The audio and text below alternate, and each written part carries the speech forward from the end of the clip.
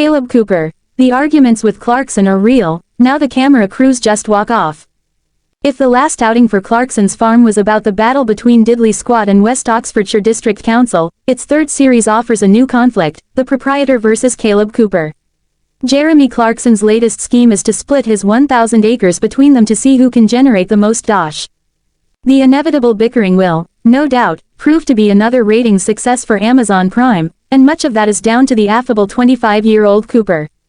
He is the undisputed breakout star of the show, and has published a best-selling book, recently finished a live stage tour and attracted 2.3 million followers on Instagram. His success is such that he tells me, "I get naked pictures every now and then on a Saturday. Women or men, both. I think everyone's drinking at 8 o'clock.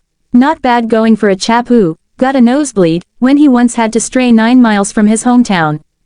I meet Cooper in Clarkson's manager's office, where the walls are adorned with magazine covers, Top Gear mementos. One is signed, U Big C, S. and a certificate of Clarkson's honorary doctorate of engineering from Oxford Brookes University.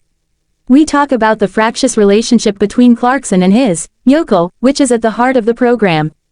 Cooper tells me that the pair are pally texting each day and going for regular pints at the Checkers in Chipping Norton, or the Swan in Ascot Earl, both near to the show's location, but the squabbling is real. If I'm wrong with Jeremy, I'm not admitting that I'm wrong. Bugger that, says Cooper. The viewers probably only see about 30% of the arguments, he adds. The cameras stop, and then all of a sudden we're still arguing. Even the camera crew now just walk off.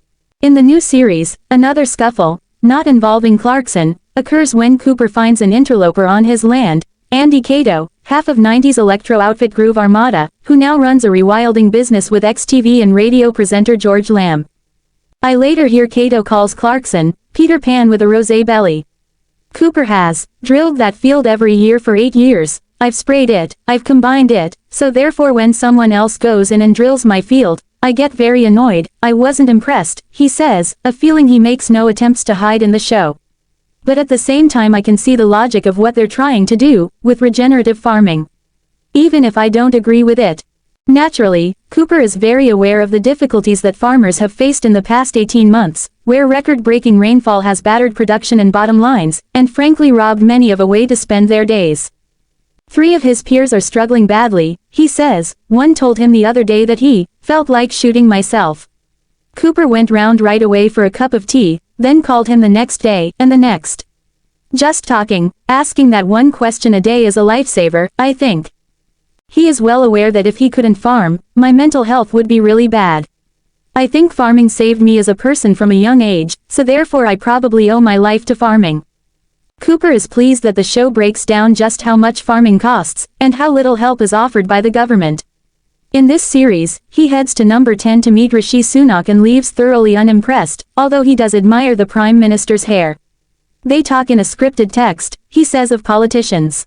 If I go to 10 Downing Street and a politician says, "I'm going to do this," you know for a damn fact it's never going to get done. He would like to see less reliance on cheap imports, and more support for growers. If we continue to produce less of our own food, and another pandemic and global conflict hits, what happens? England's at war with itself.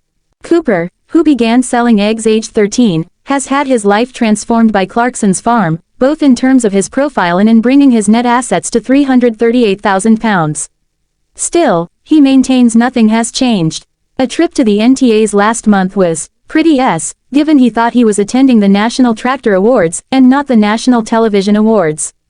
It's hard to tell how much of this is shtick. Cooper is clearly no fool, his cheerful ignorance often employed for laughs during our conversation, as in the show. He is certainly smart enough to stay out of the various skirmishes. The new series, filmed in 2022, shows the farm's restaurant being closed down following a row with local planners, and Lisa Hogan, Clarkson's partner, being rapped on the knuckles for selling goods, an avalanche of branded candles and chutneys from outside the stipulated radius. Cooper says he doesn't like to get involved in such things as, "I don't really understand all that stuff," but thinks the council can't back down now because they know they've messed up. The show portrays them as bureaucratic in the extreme. Did they want to make an example of Clarkson, or are residents tired of having their country lanes clogged by diddly squat tourists from around the globe? The barn is covered in graffiti left by visitors from Florida, Denmark and, Leicestershire. Cooper plays this down. I still walk around Chadlington, the nearest village, and no one ever shouts abuse at me, no one ever comes up with a pitchfork. Despite having his own business, Cooper is not close to owning land himself. Everything's through the roof, and I don't want to move away from the place I love most. It is frustrating, he adds, to be priced out of his hometown, from the land he tends for 18 hours a day. That's why I'm so busy doing everything possible to get to that dream of buying a farm. I'm going to do it one day. All of Cooper's thoughts are about money, and how to make more of it. He was recently told to jot down the business ideas that keep him awake. On one occasion, it ran to 7 pages. Clarkson has called him, easily the most entrepreneurial person I've ever met.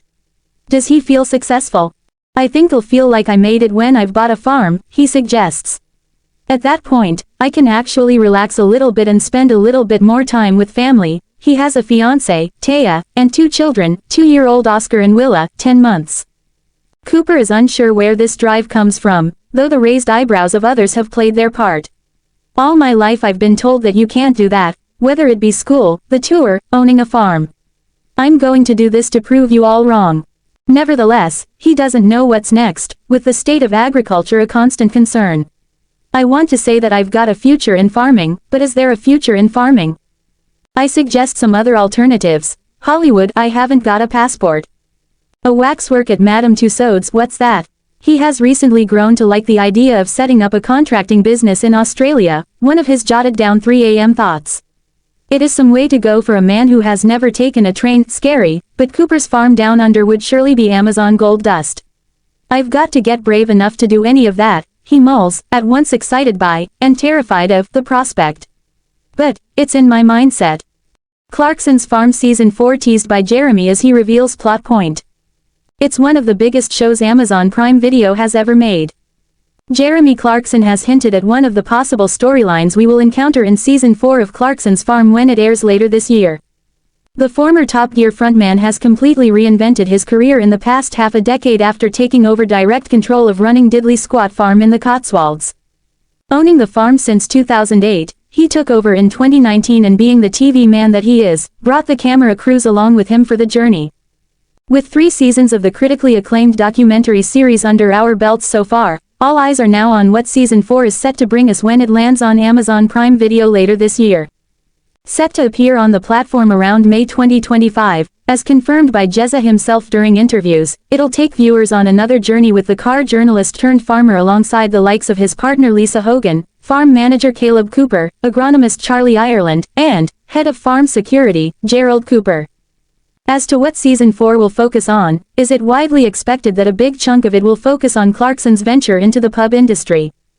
Reportedly spending just short of £1 million on the farmer's dog, he took over the venue that lies around 20 minutes from his farm.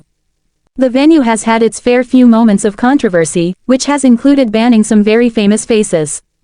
It's also been the victim of theft, with 100 customers stealing from the business in just one day. And don't get social media folks started on the cost of a fillet steak at the pub, which has divided punters. The process of buying the pub and then running it is set to be seen through Clarkson's eyes, which may well include the shocking true cost of running the venue. As for what else might happen in the 4th season, Clarkson recently took to X, formerly Twitter, to give followers a fresh hint at other goings-on in the world of Diddley Squat. Farmers. Contrary to reports, I did not buy a Deutz Far tractor at Agricultural Machinery Equipment Show, Llama. I came away with a better idea, he posted on X.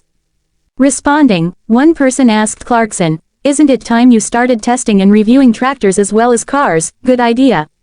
Replying coyly, the 64-year-old wrote, "See Season 4. Could Clarkson take to the world of reviewing farm equipment as a way of keeping down costs, with vehicles gifted to him in return for content? It's a possibility, and would be a genius move financially given how little profit there is in running a farm, as we found out in Season 3. Kaleb Cooper, the breakout star of Amazon Prime's Clarkson's Farm, has become a beloved figure due to his candid demeanor and dynamic interactions with Jeremy Clarkson. Their on-screen disputes are genuine, with Cooper revealing that only about 30% of their arguments are shown, and the crew often stops filming as the debates continue. Beyond the show, Cooper has experienced significant personal growth. He has authored a best-selling book, completed a live stage tour, and amassed over 2.3 million Instagram followers. Despite his rising fame, he remains dedicated to farming, emphasizing its importance to his mental well-being and expressing concerns about the future of British agriculture.